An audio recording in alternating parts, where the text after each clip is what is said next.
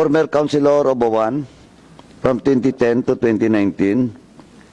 Ms. Yanil Dalangin is present, ma'am. Now you have sent a letter to us and you have just manifested in your letter that during your candidacy as a councilor until the end of your term for 9 years, you are the one po opposing these contracts and transaction of Bawan, Batangas. Is it correct? Yes, Your Honor. Do you want to say something? Ma'am? Magandang umaga po, Mr. Chairman. Please proceed. Nadatnan na po namin. Wait lang po ha. Dahil 7 taon na rin po wala sa politika. Kaya first time ko lang po uli i-email. Kaya pagpasensyahan niyo po kung medyo katal ang aking boses. Nadatnan na po namin ang usapin po na Aqua Data. At yun po ay naganap nung sa mga unang termino pa. Kaya po nung bagong konsehal po ako, minarapat ko pong tanungin at aralin kung ano po ba yung totoong nangyari noon. At ang gabay ko nga po, hiningan ko ng legal na gabay ay ang dati ding naging konsehal na si Attorney Johnny Magboo Juan Magboo, nakasama ko po ngayon na nagiring pong Vice Mayor ng Bayan ng Bawan. At base po sa pag-aaral namin at sa gabay din po niya, nakita po namin yung mga disadvantages para sa Bayan ng Bawan. Kaya po, malino po sa alaala ko, alam naman po yun ng Bayan ng Bawan na tinutulan ko po yun kahit nagsosolo po ako sa konseho nun. Ang stand ko po kasi noon ay ang pagmamayari ng Bayan ng Bawan. Ay gusto ko pong manatiling pagmamayari ng aming bayan. Yun lamang po, Mr. Honor. Thank you, former Councilor Ms. Yanil Dalangin. In your left is the former Vice Mayor. Yes po. Vice, kindly. Mr. Chairman, ang si Attorney Johnny Magboo po kasi nag-suffer ng severe stroke last year po. As in severe po, na naapektuhan din po ang kanya pong memory. Kaya po sa ngayon po, wala po talaga siyang katayuang makapagsalita at masabi po yung mga pinaglalaban niya po noon. Sige po. Thank you po. Thank you, Ms. Yanil. Pwede po bang matanong si Consid Dalangin? Dito po sa report sa akin, kayo po lang ang nag-reject o umayaw dun sa idea o proposal na baguhin yung use ng public plaza ng Bawan, Batangas. Totoo po ba ito? Yes po, Mr. Honor. Pwede ko po bang malaman ano po yung dahilan ninyo? Bakit kayo umaayaw dun sa proposal? Mr. Chair, being honest po, that time po kasi ay wala din po kaming munisipyo noon. I mean, giba din po. So, yung thought po na mawawala din po ang plaza. Kaya po, hindi po talaga po ako noon.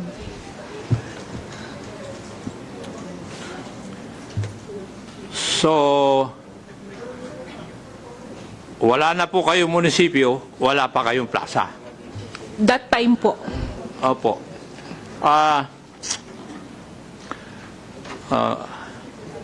Sangguniang Bayan Secretary. Yes. Ano po ang dahilan? Bakit giniba ninyo yung munisipyo po ninyo? Actually po yun ay nagpagawa po ng bagong munisipyong mas malaki. Same. Pero kumuha rin naman po kami ng clearance sa National Historical Commission. Kaya po na-preserve yung passage ng dating munisipyo. Now, saan po nanggaling yung pera na pinagpagawa ninyo ng inyong munisipyo? Actually, nag-loan po kami sa DBP. Totoo ba yun o disapprove yung loan ninyo? Previously, hindi kaagad kami... Sagutin mo ako, Iho. Kasi dito sa research na nangyari, nandito sa data ko, alam ko na nag-loan kayo sa DBP for 150 million. Tama. Pero disapprove. Why? Because you lack the seal of good housekeeping and other requirements. Yun po yung research dito eh. So saan nyo kinuha yung pera na pinagpagawa nyo ng munisipyo? Actually po yun ay na-approve din kasi kami ay naging awardee na rin po ng Seal of Good Kailan kayo SGLG. nag-take ng loan sa DBP?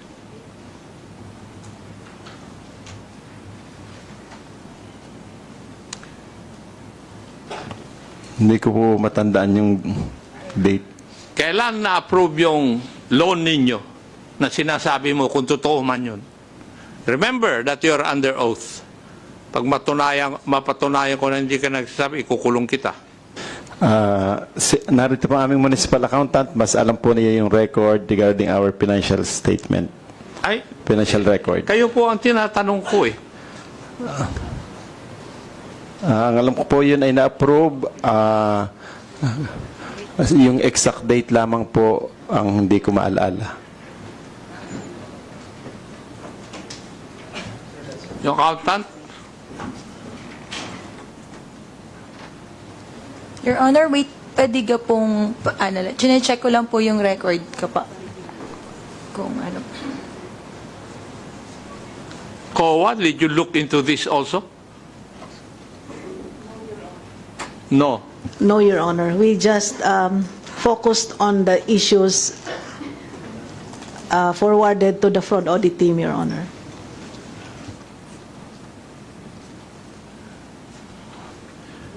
Kasi, according to the information that I have, Sangguniang Bayan Secretary, nung hindi na-approve yung loan, first loan nyo, eh,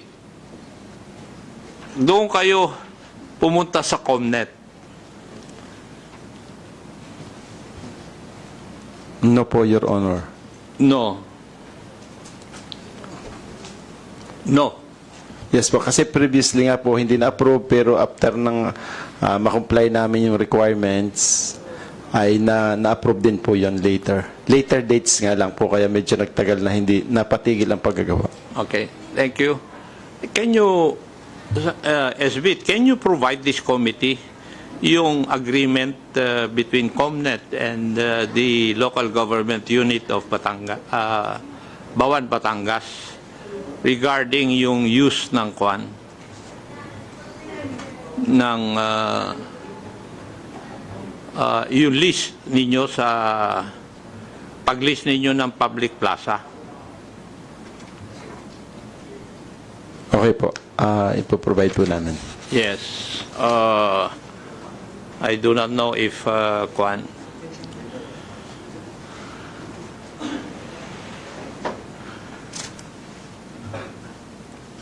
Now, Madam COA, you conducted a fraud audit doon po sa water system ng Bawan, tama? Yes po, Your Honor. Ano po ang current status ng inyong fraud audit na yun? Tapos na po ba? Tapos na po, Your Honor. Also in 2017 po. Now, were there laws violated? Yes, Your Honor. Ano po ang ginawa ng COA regarding this one? Were cases filed against those responsible? We issued, of course, the notice of disallowance indicating all the persons responsible. At the same time, we forwarded the fraud audit report to the Office of the Ombudsman for the filing of appropriate charges on which was received. The report on the Bawan Waterworks System audit was received by the Office of the Ombudsman on December 20 po, 2017. 2017. Yes, Your Honor. So na-file pala yung report ng kwan Noong 2017, yung water system. Now, regarding po dito sa Bawan Plaza, you also conducted a fraud audit. Tama po. Tama po. Natapos nyo rin po lahat. Natapos po rin namin noong May 25, 2017 yung fraud audit report and was forwarded to the Office of the Ombudsman and received by the Office of the Ombudsman on July 20, 2017 po.